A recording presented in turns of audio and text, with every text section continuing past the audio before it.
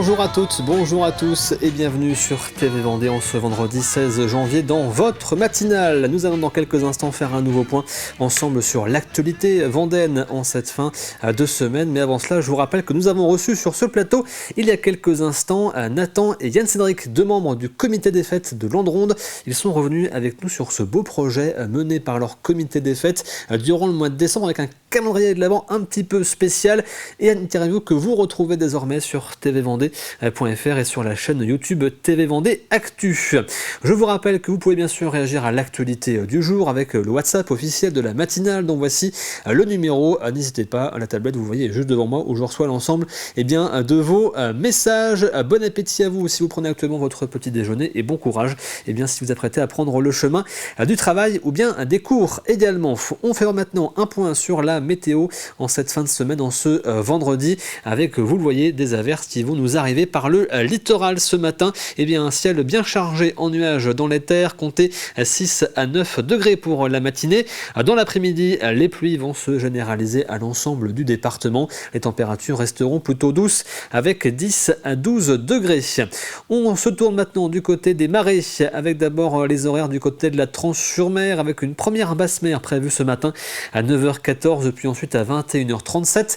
La première pleine mer était cette nuit à 3h09. La prochaine ce sera à 15h40. Un coefficient pour aujourd'hui de 52 à 56. Coefficient identique dans le nord-ouest du département au niveau du passage du Gois où la première basse mer est prévue à 9h24. La prochaine à 21h47. La première pleine mer était à 2h56 et la suivante ce sera donc à 15h32.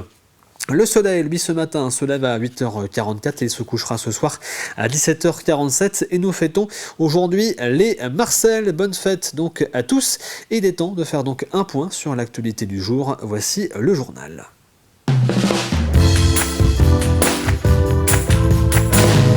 On commence par revenir sur cet échouage de bateau cette nuit au Sable d'Olonne. Vers 23h, les secours ont été appelés pour un bateau victime d'une avarie. Le navire s'est retrouvé coincé dans les rochers au niveau de la plage de Tanchette. La SNSM, les sapeurs-pompiers, la police nationale et un hélicoptère ont été mobilisés pour venir en aide aux 7 marins se trouvant à bord. Ils ont été élitreillés et sont indemnes. Le navire est lui toujours sur place. Une opération de remorquage doit avoir lieu dans la journée. Le top départ de l'enquête nationale du recensement de la population en 2026 est lancé depuis ce jeudi partout en France, y compris en Vendée. Alors, votre commune est-elle concernée par l'enquête cette année ? Comment se déroule le processus du recensement et quel est son but ? Et allez-vous donc recevoir la visite des agents recenseurs ? Les réponses à ces différentes questions et les précisions avec Florian Wozniak. Pendant les 4 prochaines semaines, dans les communes de moins de 10 000 habitants et pendant les 5 prochaines semaines, dans les communes les plus peuplées, les agents de recensement viendront frapper à votre porte pour vous faire remplir le traditionnel questionnaire de l'enquête annuelle menée par l'INSEE, l'Institut national de statistique. Alors comment savoir tout d'abord si sa commune est concernée par le recensement en 2026 ? C'est simple, direction le site internet lerecensementetmoi.fr. Il vous suffira de rentrer le nom de votre commune ou son code postal. C'est d'ailleurs sur ce site que vous pourrez répondre directement au questionnaire de l'enquête qui vous interrogera sur les caractéristiques de votre logement ou encore sur la composition de votre foyer et votre profession. Et si vous ne souhaitez pas ou ne pouvez pas réaliser la démarche en ligne, c'est un agent recenseur missionné exclusivement par votre commune et titulaire d'une carte tricolore qui viendra à votre domicile pour procéder à l'enquête.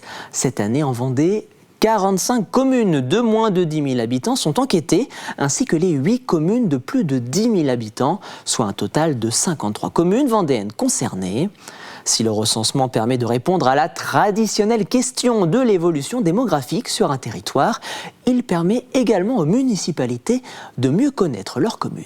Nous avons un défi particulier en Vendée cette année, puisque plusieurs grandes communes touristiques du littoral sont concernées par le recensement, avec Saint-Jean-de-Mont, Noirmoutier en l'Île, l'Île-Dieu, avec un parc de logements qui peut être très important, mais dont la fonction est parfois secondaire, dans le sens résidence secondaire, et donc recenser les personnes qui y habitent à l'année, comprendre les logements qui sont utilisés à titre de résidence secondaire, c'est tout à fait essentiel. Et là, ce sera un défi particulier pour nous cette année, pour ces communes, de les accompagner dans cette connaissance de leur territoire. Alors vous l'avez compris, participer au recensement est un vrai acte citoyen qui contribue à façonner les politiques locales. Pour rappel, c'est également un acte obligatoire depuis 1951. Nous revenons maintenant sur cette opération menée hier par les jeunes agriculteurs de Vendée aux Herbiers. Ils ont organisé un barrage filtrant à l'entrée de l'entrepôt d'un grossiste alimentaire. Objectif, contrôler la provenance des marchandises dans les camions entrant et sortant du site.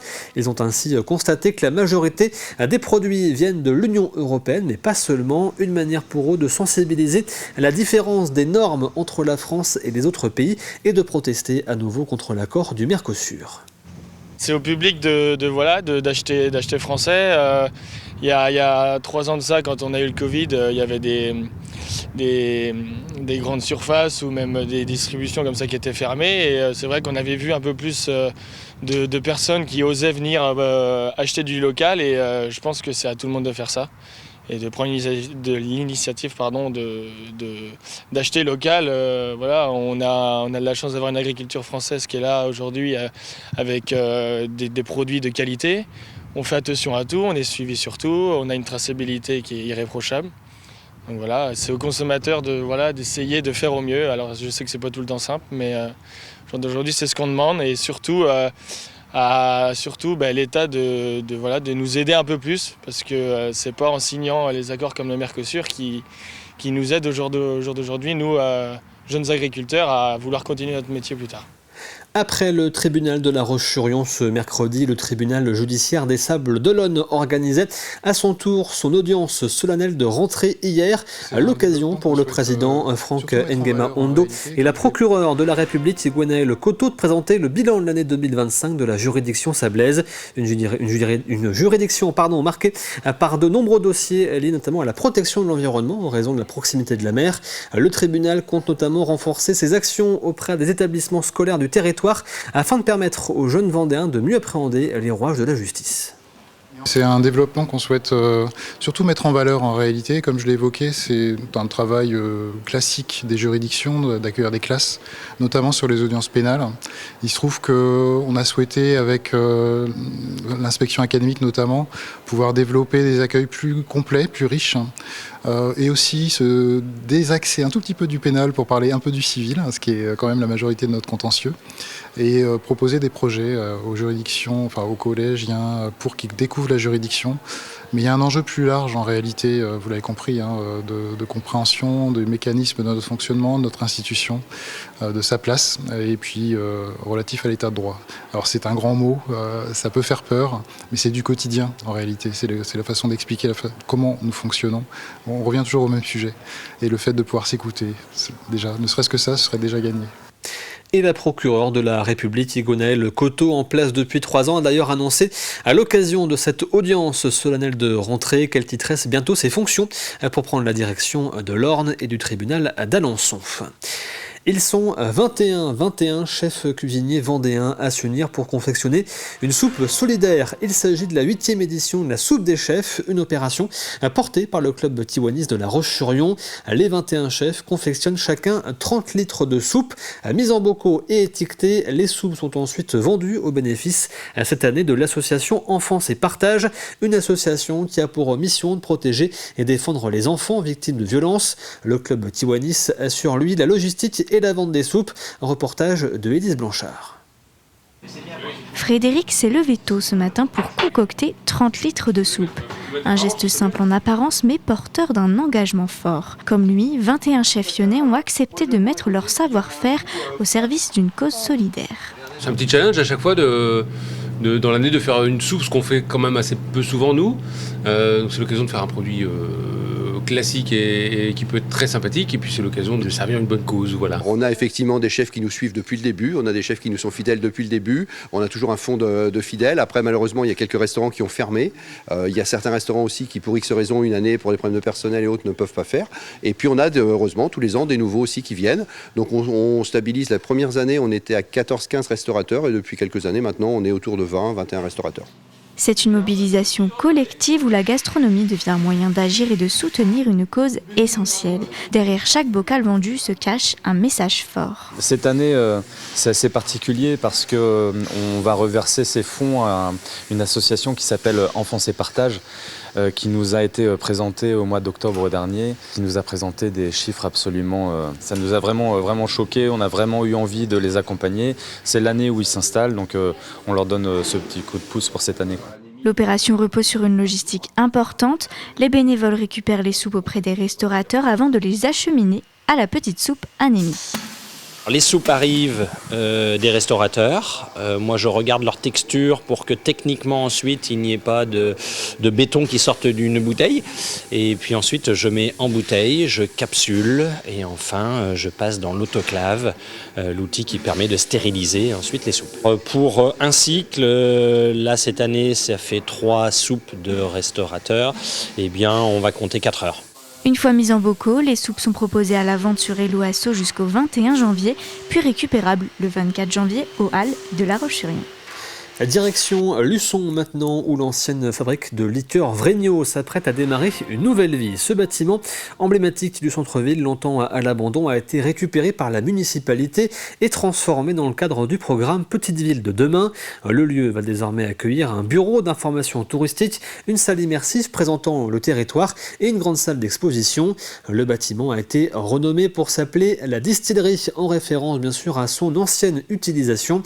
À quelques semaines de son ouverture au public, Anaïs Escalona s'y est rendue. Longtemps fermé, ce bâtiment emblématique de Luçon s'apprête à rouvrir. L'ancienne distillerie entre dans sa dernière phase de travaux. Au départ, le projet était tout autre, mais face à la cathédrale, la ville a fait un choix fort, ouvrir le site au public. Au départ, donc, c'était pas forcément un lieu culturel qui était envisagé.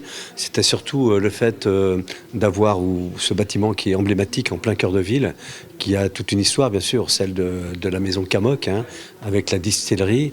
Face à la cathédrale, il fallait vraiment, effectivement, ouvrir ce bâtiment pour que les touristes puissent y venir. Avoir effectivement toutes les informations nécessaires pour ensuite après aller se balader, se promener sur effectivement tous nos beaux territoires de notre communauté de communes. La distillerie devient un lieu hybride, un office de tourisme nouvelle génération, mais aussi un espace culturel et de découverte. À l'intérieur, les volumes sont encore bruts, mais l'esprit du lieu se dessine déjà. Artothèque, exposition gratuite, atelier ouvert à tous. C'est une vraie plus-value pour notre territoire, puisque c'est quelque chose qui n'existe pas encore. Une artothèque, il y en a très très peu sur le département, donc on est persuadé que ça va attirer. La microfolie aussi, on n'a pas tous l'opportunité de pouvoir aller visiter les plus beaux musées ou des sites remarquables. Eh bien voilà, on sera à Luçon et on pourra se balader. Cet espace veut devenir un point de passage, une porte d'entrée vers le sud Vendée, un lieu de rencontre et de curiosité au cœur de la ville. Ouverture prévue le 12 février, un projet de plus de 3 millions d'euros pour redonner vie à ce site patrimonial de Luçon. Et c'est la fin de ce journal. On refait maintenant ensemble un point rapide sur votre météo en ce vendredi 16 janvier avec, je vous le rappelle, donc des averses qui vont nous arriver par le littoral dès ce matin, à compter 6 à 9 degrés ce matin sur le département. Dans l'après-midi, les pluies vont se généraliser à l'ensemble du département. Les températures restent douces aujourd'hui avec 10 à 12 degrés. Il est temps maintenant de passer au plus de l'info du jour.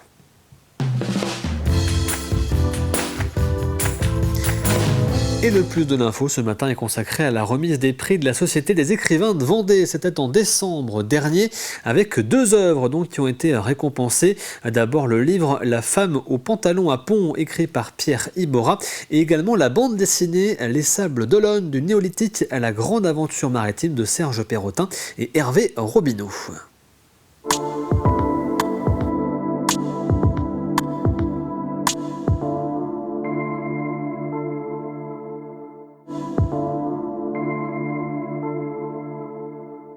Les critères, ils sont le fruit d'une discussion entre des membres d'une commission de sélection qui essaie de se tenir au courant de toutes les parutions qui concernent la Vendée ou qui sont écrites par des Vendéens.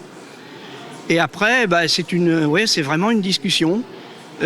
Parfois, il y a des livres qui ressortent de manière très claire. D'autres fois, c'est un peu plus compliqué. Et puis, on en propose généralement 6 qui sont validés ensuite par une réunion du conseil d'administration avant d'être fournis en nombre d'exemplaires suffisant aux membres du jury qui sont 10 et qui doivent lire, bien sûr, ces livres pour ensuite voter pour l'un d'entre eux, ou 2 d'entre eux plutôt. Oui et non. Il s'est avéré que, en tout cas au jury, les choses se sont clarifiées assez rapidement autour du livre de Pierre Iborra, auteur que nous connaissions déjà pour l'avoir suivi sur pas mal de livres qu'il a publiés depuis quelques années et pour lesquels nous aimions l'ambiance de ces livres, son type d'écriture, sa gouaille d'auteur, dont il n'a pas vraiment fait mention ici, mais je peux vous garantir qu'on ne s'ennuie pas avec lui. Et puis quant au livre sur la BD, c'était aussi un choix qu'on avait cette année de s'ouvrir à d'autres types de livres. On pensait à la littérature jeunesse, on pensait à des biographies, il y en avait plusieurs dans la sélection. On pensait bien sûr à une BD, en tout cas on a eu l'opportunité d'une publication superbe cette année avec la BD sur l'histoire des sables.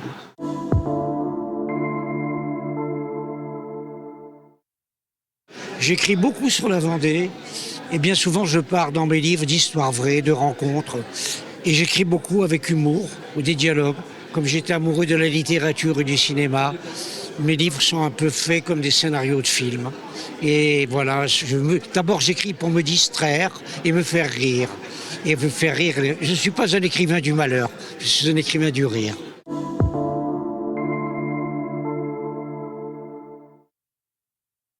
Je suis arrivé en Vendée, j'avais 20 ans. Et je me suis intégré dans ce pays et je suis attaché, terriblement attaché à la Vendée parce que j'étais très heureux. J'ai fait ma situation, j'ai rencontré des gens sympathiques et je serais capable de pleurer en vous disant tout ça. J'ai connu la Vendée rurale, la Vendée des paysans parce que j'ai travaillé là-dedans. Et puis, c'était sur l'identification animale, sur les maladies animales. Et quand j'entends ce qui se passe en ce moment avec les paysans, eh bien, ça me ramène et ça me rajeunit. Je flashback en quelque sorte. Et voici donc pour ce plus de l'info consacré à cette remise des prix de la Société des écrivains de Vendée. Je vous rappelle que vous retrouvez bien sûr l'ensemble des plus de l'info sur tvvendée.fr. Il est temps de se demander où sortir ce week-end.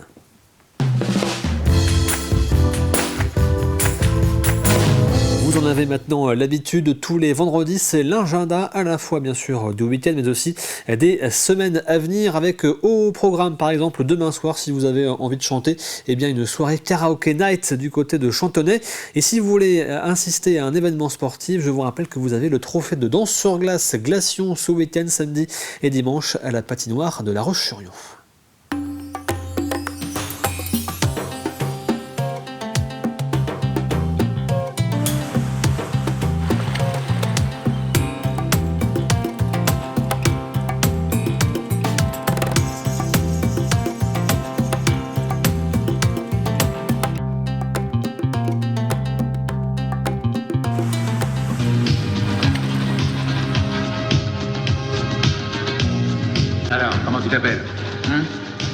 Comment si chiama? Antonio Montana. Et vous, comment vous vous appelez? Où as-tu appris à parler notre langue, Tony? J'étudiais à l'école. Mon père, il était américain uni. Gay comme toi, il était yankee. Et puis, j'ai beaucoup été au film, tu sais. J'étudie, j'ai bien regardé l'acteur Fred Bogart, James Cagney. C'est eux qui m'apprennent à parler. J'adore ces gars. Je pense toujours, un jour, je vais venir ici à l'État-Uni.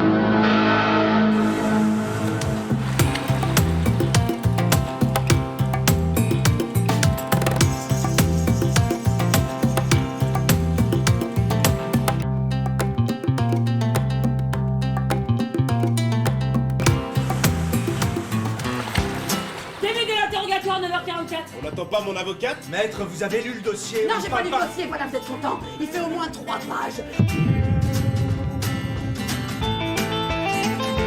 On marche sur les pieds là. C'est moi la victime, le coupable, ouais.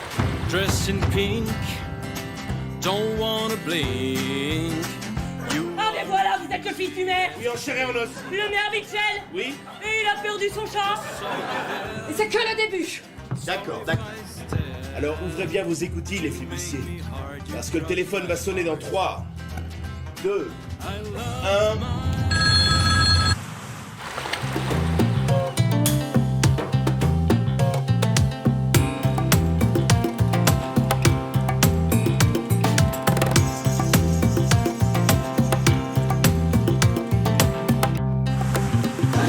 Même moi, je suis dans ma tête, je suis en train de me dire, mais dans quel sens j'aurais dû me foutre?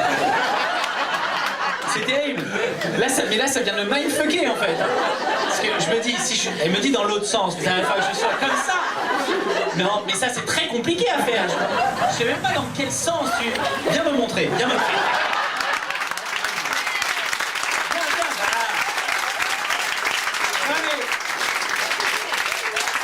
Je vais pas pouvoir continuer, elle me dit que t'es pas dans le bon sens, mais je ne comprends pas.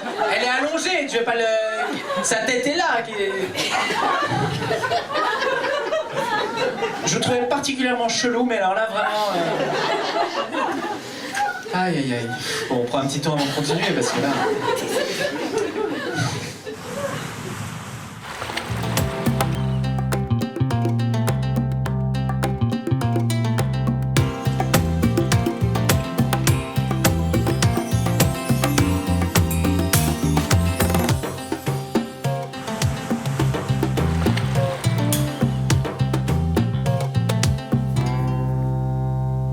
Et voici pour cet agenda, il est temps de passer maintenant à l'extrait du jour.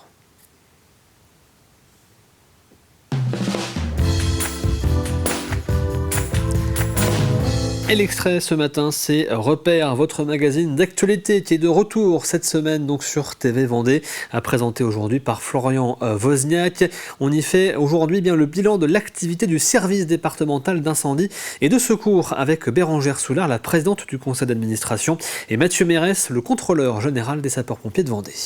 Le conseil départemental a annoncé une augmentation de son budget alloué au fonctionnement du SDIS de la Vendée.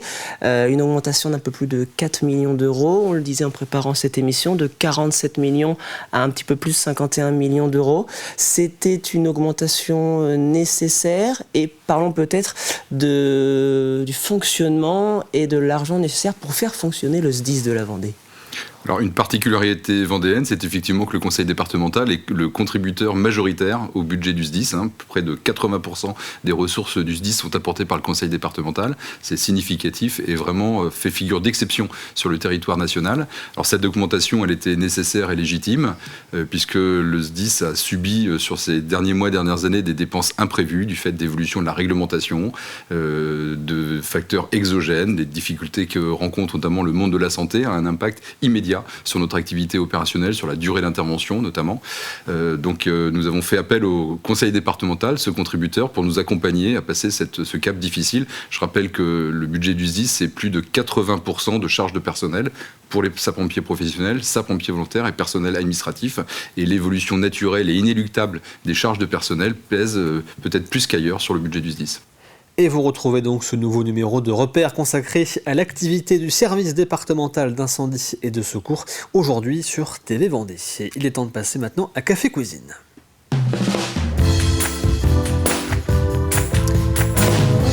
Dernier jour donc pour tenter votre chance au Café Cuisine de cette semaine avec à gagner, je vous le rappelle, un plateau traiteur offert par le restaurant Green sur mesure de La Roche-sur-Yon. Je vous rappelle l'ensemble des indices donnés depuis lundi matin. Lundi donc, premier indice, cette licence que nous cherchons. Alors, d'abord je vous rappelle la question avant quand même de vous donner les indices. La question donc, quelle licence fête cette année ses 30 ans et était à l'honneur lors du Wizard Furusato à Saint-Hilaire de Riez. L'indice donc de lundi, cette licence continue de de rassembler petits-enfants, parents et même grands-parents. Indice de mardi, elle est née au milieu des années 90 et a fait grandir toute une génération. Indice de mercredi, elle a d'abord conquis les cours de récréation avant de remplir aujourd'hui les vitrines des collectionneurs. Indice donné hier jeudi, son slogan est « Attrapez-les tous ». Et voici le dernier indice donc de la semaine. Parmi ces créatures emblématiques, il y en a une qui est jaune, électrique et un peu plus célèbre que les autres. Je vous rappelle que vous avez donc jusqu'à aujourd'hui midi pour tenter votre chance. Vous avez bien sûr, vous connaissez le principe. Rendez-vous donc sur tvvendée.fr, rubrique le jeu de la matinale. Vous retrouvez la question, l'ensemble des indices et puis le petit encadré pour donner votre réponse et tirage au sort parmi les bonnes réponses cet après-midi. Et nous aurons donc le nom de la gagnante ou du gagnant lundi matin la semaine prochaine. C'est la fin de cette matinale. Merci à vous de l'avoir suivi. On se retrouve donc lundi matin, donc à partir de 7h. L'actualité revient bien sûr aujourd'hui avec le journal à midi et demi présenté par Aurélien Huard. Je vous souhaite de passer un excellent week-end devant Vendée bien sûr. À lundi.